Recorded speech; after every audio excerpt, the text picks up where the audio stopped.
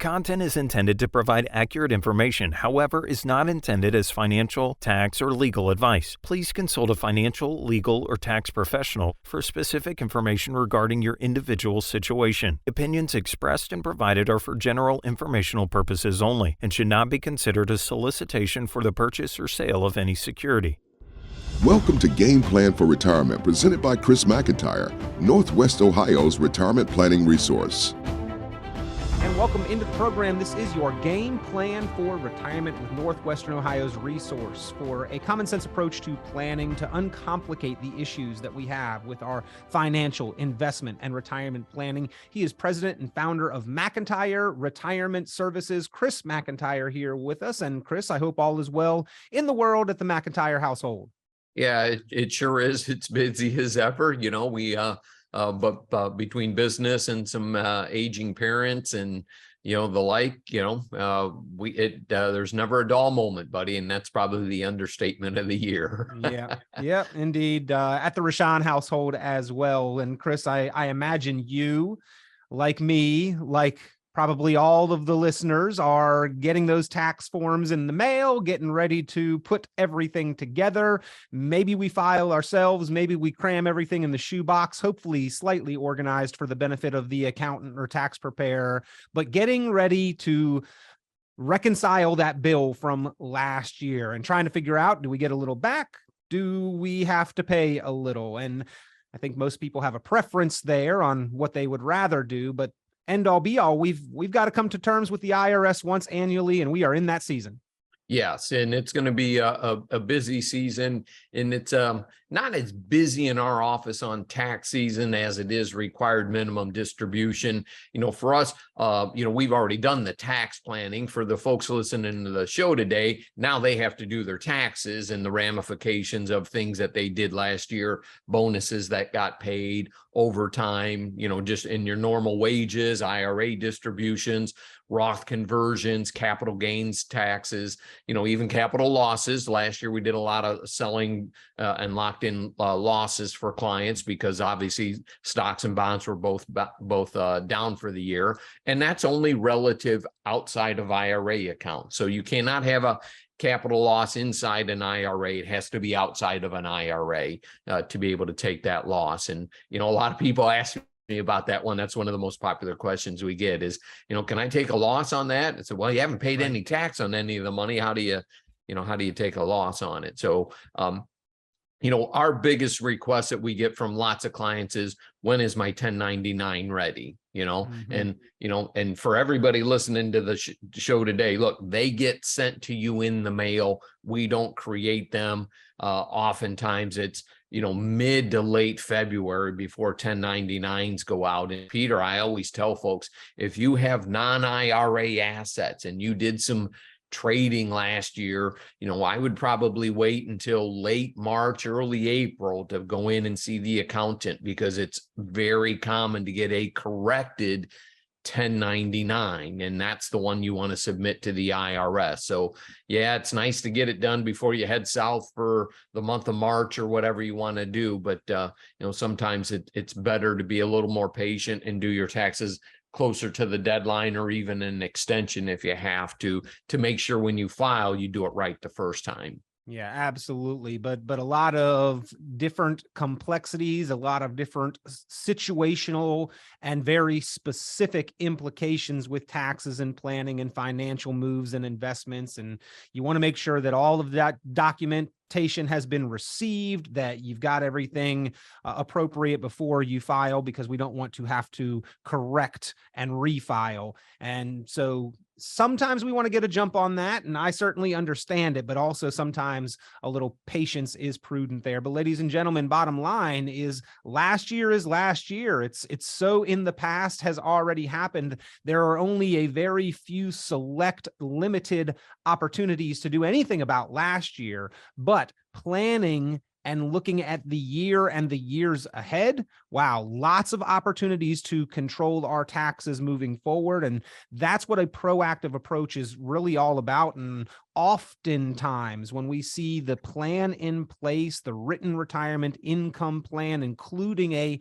forward-looking tax perspective, it can mean the difference in several hundreds of thousands of dollars to think proactively about taxes, which is why Chris McIntire is here reminding us of the importance of this and detailing a few of those strategies each and every week on your game plan for retirement. If you would like to look at your plan, if you'd like a free, no cost game plan for retirement, written plan put together, pick up the phone and give Chris a call, 800-868-1194. That's 800-868-1194, 800-868-1194. Chris, you hit on it, and I do think it is a big question about, well, what about the gains and losses within my IRA or Roth account? There's a big difference between retirement qualified investment and non-qualified investment. And those two things need to be handled very differently. Just a regular vanilla investment or brokerage account, or even the interest from our bank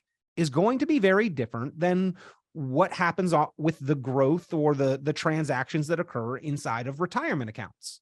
Oh, yeah, no question about it. So, let's keep it real simple here. Let's say you had $100,000 in a bond or a CD, certificate of deposit, that paid 4% interest last year. And it was just regular money that you had extra sitting in a checking account. You stroked a check to the bank, $100,000, made 4% interest, $4,000. That interest, if it's a regular corporate bond or a regular CD, is going to, you're going to get a 1099 for $4,000 of tax. That will be taxed at the income tax rate, not the capital gains tax rate.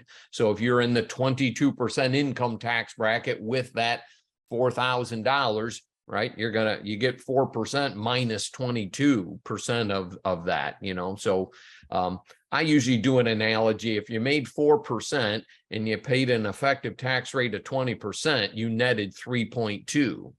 So sometimes tax deferral, like using a fixed annuity, it could be more beneficial than a certificate of deposit, depending on what you want to utilize the money for. And, so we're doing a lot of both of those.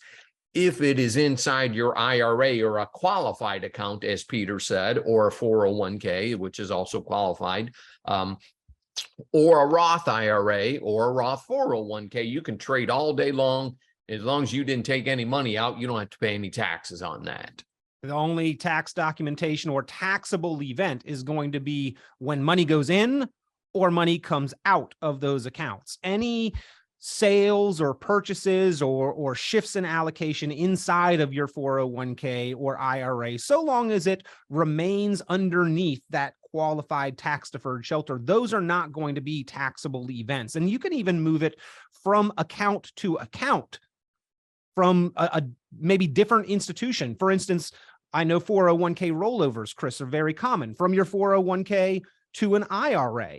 And that even will not be a taxable event. I know a lot of people do have questions. Well, if I roll out my 401k to begin really planning for retirement, aren't I going to have to pay tax? And if done properly, the answer is no. Yeah, that is correct. When it comes to distributions from IRAs, the only tax bill you get is when that check goes into your checking account, for example. On those non-IRAs, those things can spin off a lot of taxes, dividends that get paid out. So, this can be a confusing and a cumbersome subject, and we're trying to break it down to be simple for everybody here. But it's not simple. No, it isn't. Yeah, you're right. Because you might have a non-IRA brokerage account. You didn't take any money out of it, but you still got a 1099 for dividends, maybe interest and things like that. And you're like, look, I didn't spend any of that. And it's like, that's just can be part of non-IRA type investing is you're going to have some sort of taxation issues along the way. And you can be very efficient between what type of investment vehicles, how much trading you do, taking capital losses to offset capital gains. And unfortunately, sometimes in the industry that I find myself in, I see it on the other side where there is, I'll call it a lackluster amount of effort put forward to service the non-IRA type of clients. Well, Chris, and we, for that reason, need to be very careful about what types of accounts we are choosing when placing our investments, and in retirement when removing money for income from our investments. There's sort of a optimal order of operations, or at least with each piece of income we take, probably a best place to take it from, which sometimes takes some careful analysis. And you mentioned creating that income in retirement. It's not what we make, it's not what we have, it's what we get to keep out of it. And often planning strategically to be tax efficient is as effective as shooting for higher returns on our money, but with far less risk involved. Yeah, there you go. Yeah, that word efficiency is very important in this entire equation here, from investments to taxation planning, all of those aspects, Peter. And you talk about the order of operations, and taxes are one of four things that we do with our income. While we work, usually paying taxes is the first in line, and it's done automatically. That's right. We're self-employed, so we do it manually. But for those of you that work for companies where you get your income, paid every 2 weeks or something, they take the taxes out for you. And typically you can tell them how much to take out, how many dependents, how you file your taxes, so on and so forth. And then you pay your bills. Okay. Then you do some spending, things you might need, things do some traveling. And then, if there's some money left over, maybe that's what you do in your investment side of things. So, if you look at, when people bring in a pay stub to me, we take a look at, it's like, okay, here's what they took out for Social Security. Here's what they took out for Medicare. Here's the federal government, the state government, maybe the local, city of Toledo, city of Sandusky, whatever it is. And then here was your 401k contribution, and here's what you got to take home. And, not many people look at it often because it becomes automatic, but they realize, boy, the government does play a significant role in your life. And they typically do, and for most of us listening to the show today, it's the outgoing, not the incoming, that they help us, that they hit us with. Yeah, well, tax is one of our largest expenses over our lifetime. I know my annual tax bill certainly rivals and surpasses my mortgage payment. So we've got to be efficient and plan effectively where possible. And again, ladies and gentlemen, if you would like to identify the strategies and then execute planning that helps you be more effective and tax efficient, that is part of the no cost, no obligation game plan for retirement that Chris McIntire will put together with listeners to this program, and then continue to review and update if you are already a current client, because tax laws are changing, have changed, and will likely continue to change into and throughout the future. So you got to stay on top of this on an annual basis. And that is certainly an additional component and part and value of the game plan for retirement planning process there at McIntire Retirement Services. But no cost, no obligation. If you'd like to get started in those conversations, pick up the phone, give a call, 800-868-1194. That is 800-868-1194, 800-868-1194. And Chris, really for the better part of a generation, since the early 80s, the American public by and large has been saving under the premise that taxes will be lower into the future. And I would say for the most part, that belief has held true, and we have been right in that line of thinking. But there's nothing that says that that is going to continue, nor is it written in the tax code or anywhere that retirees automatically pay less in taxes, correct? That is correct. The income is typically lower for most folks. And then like for today's retirees, the tax rates have also come down. But in 2026, the tax cuts that were put in place by the Trump administration are set to expire. So taxes are going to go up. if they aren't made permanent, or not permanent, but if they aren't extended for another 10 years, no tax rates are made permanent. They have a 10-year segment to them. And if you look back at like in the 1980s and whatnot, how high taxes were compared to where they are now, they certainly could go up. I mean, look at, we talk about this, I mean, for my whole career, when I ask people at one of the educational events that we host is, look, do you think taxes are going to go up in the future or down? And everybody raises their hand. They think taxes are going to go up in the future because they think they need to pay down the deficit. And that's what governments do, raise taxes to increase revenue. And then, so if that's the case, then why do people keep putting money blindly into 401ks? They're going to be taxed at an unknown amount that they all think is going to be higher. Right. Yeah. You didn't finish that thought that they raise taxes to build revenue. It would be nice if they would actually chip away at the deficit and debt with that, Chris, but the responsibility on that side of the table doesn't seem to be making that a very high priority. We're even having these debt ceiling debates, which I know has been an issue that when we've kind of reached this point has been a little problematic for the market as well, right? There's debate in Congress of can they keep and continue spending, and then the market sort of reacts to that, which I think that maybe if this debate rages on too much longer, we see some of that. What do you think? Is Congress going to get their act together on this and come to a kumbaya moment, or is this going to be a real sticking point? Boy, if I was a betting guy, I would say they're probably going to get less done than more done, because that's what a divided Congress does right now. And, God forbid they actually cut some spending, which they won't. And, I get a little bit passionate here. They want to raise taxes, not cut spending. So why don't you cut spending and cut taxes? It puts more money back in people's pockets that they earn, and they get to do what they want with, instead of funding some other, inefficient government program. And get me started on here. I'll start using. You'll go. I know. I'm poking a little bit, Chris, because I know you'll go at it. But you, I think, are a fan and advocate of fiscal responsibility, which I think we've seen a lack of. And when we talk about taxes, we have to talk about the other side of it. What are they doing with our tax money? And I think that is the sticking point. I think that most people wouldn't mind paying taxes if they felt their money was being used responsibly. But because there are some decisions outside of what we view as being in that scope of responsibility, maybe we have a little harder time paying taxes and therefore want to be efficient. And there's a very famous judge, perhaps the most famous never to make the Supreme Court, Judge Learned Hand, who we have a quote here, Chris. It is no man's moral or ethical responsibility to pay more than their legal responsibility in taxes. And so we use what opportunities we can to be as efficient and effective as possible, but we also have to keep up to date, Chris. And there have been some changes in laws here that even if we had a plan in place last year or the year before, because of these law changes, we now need to revisit and update that plan.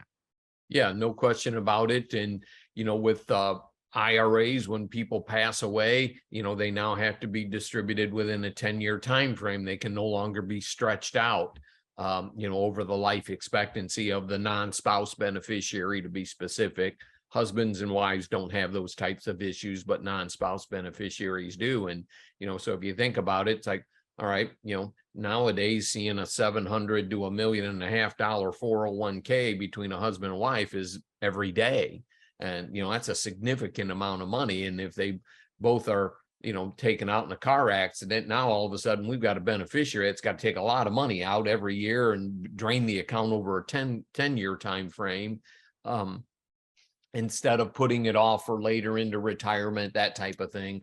they're forced to make those distributions. That was a big change, and we call that's part of the Secure Act, and that's had some other updates here as time has gone on. It bumped the required minimum distribution now is age 73, not 70 and a half, not 72. It will eventually get to age 75, but we don't have to worry about that for like 10 years. Chris, just because we can wait a little longer, does that mean that we necessarily should? I mean, you spoke about when you ask your classes of retirees and pre-retirees their perspective, the answer and the general opinion is that taxes could be going up, are likely to be going up. So does that make now a great opportunity to start doing some proactive planning, especially if we do have a larger tax deferred balance in retirement accounts? Yeah, you should be doing tax planning all the time. I mean, now they're bumping out when you have to take those RMDs out, so you have more time for Roth conversions and other tax strategies that you want to utilize. You can still do your qualified charitable distributions paid out to charities. Those things are still, a very viable option. But when we deal with folks that have significant IRA dollars, they certainly have more skin in the game. If it's somebody that retired with a middle income type IRA plan, is tax planning number one for them. If they've got a $500,000 IRA and 6 beneficiaries, and that's not a huge taxable event to spend that money out over a 10-year time frame. If it's $1 million IRA and we got 1 beneficiary, that's where we want to look at the Roth conversions, and what do they specifically need the money for? And here on the radio show, I try to talk 2 different scenarios so everybody can kind of get some sort of feel for where they're at.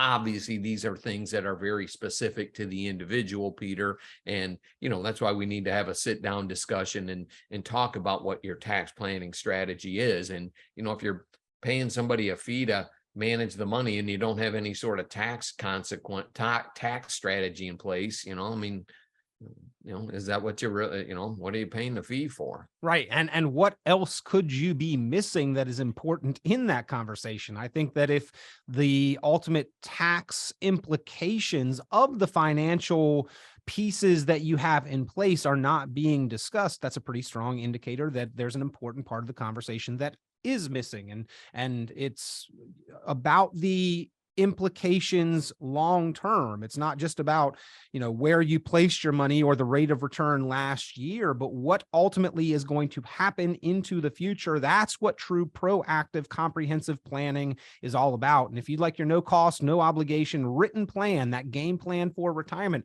pick up the phone and give Chris McIntire a call. 800-868-1194. That's 800-868-1194.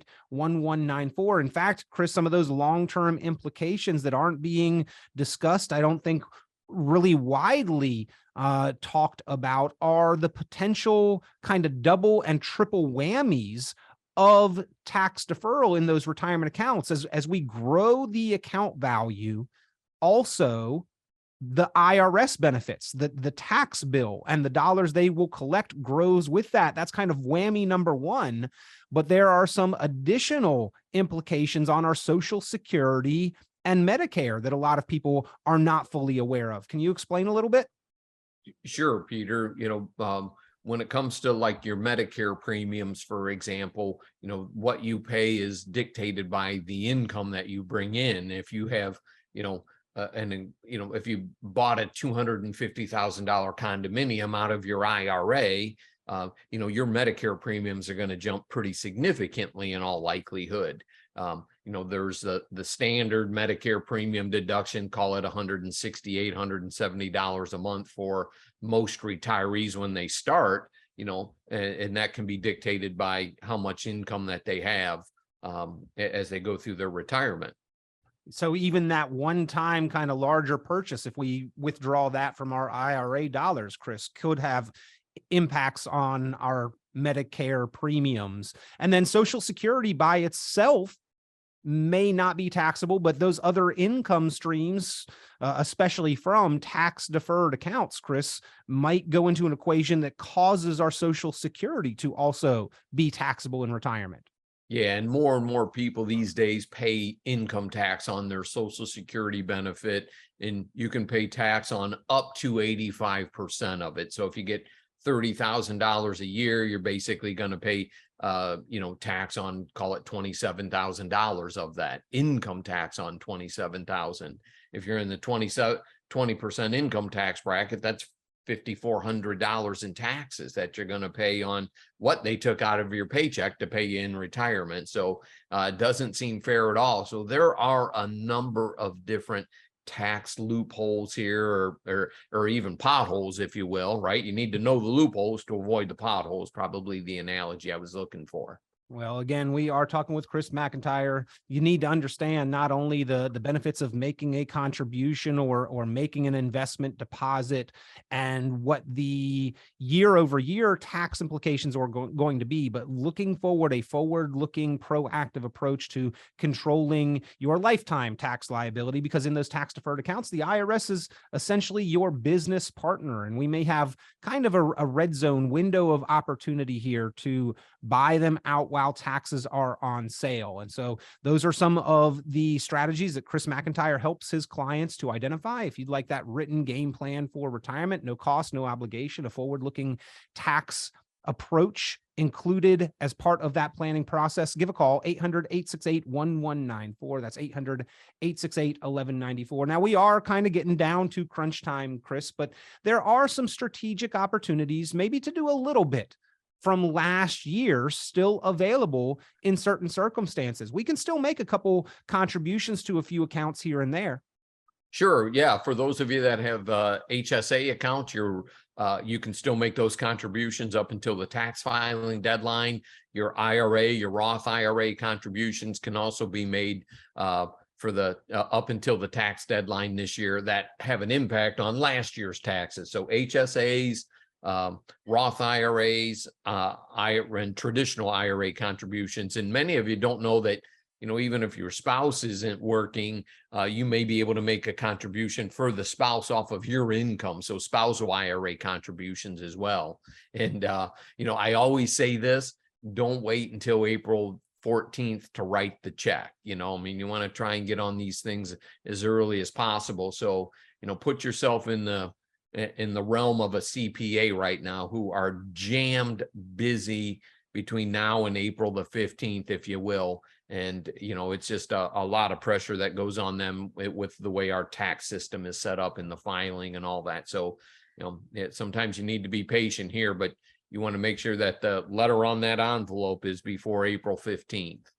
Well, taxes are a pain, I think a thorn in all of our side as we have to get ready to prepare and file those taxes. But there are some opportunities, ladies and gentlemen, and for your financial progress, your comprehensive planning, you need to be looking at the tax strategies that are most opportunistic and will help you to be as efficient as possible with your money. Once again, being efficient with taxes, oftentimes just as effective as shooting for higher returns, but with far less risk. So let's identify those opportunities. Chris, a self-proclaimed tax geek, will help you do just that as he helps you design your game plan for retirement. Pick up the phone, give him a call. No cost, no obligation to get that plan put together. 800-868-1194. That's 800-868-1194. Specifically, if you'd like to learn how to retire or want to learn how to pay less in taxes, keep more of your money, call Chris McIntire and get your game plan for retirement. 800-868-1194. That's 800-868-1194. Chris, always a pleasure. Glad to have you along on the program each and every week to help us understand and identify what is important for us to be addressing in our planning progress. Yeah, my pleasure. Good to be with everybody. Stay safe, and thank you for listening today. Tune into Chris McIntire's full radio program and visit McIntireRetirementServices.com for many additional valuable resources, including other great episodes of Game Plan for Retirement with Chris McIntire. Be sure to subscribe. The content of this radio show is provided for informational purposes only and is not a solicitation or recommendation of any investment strategy. You are encouraged to seek investment, tax, or legal advice from an independent professional advisor. Any investments and/or investment strategies mentioned involve risk, including the possible loss of principal. Advisory services offered through Brookstone Capital Management, a registered investment advisor. Fiduciary duty extends solely to investment advisory advice and does not extend to other activities such as insurance or broker-dealer services. Advisory clients are charged a quarterly fee for assets under management, while insurance products pay a commission, which may result in a conflict of interest regarding compensation.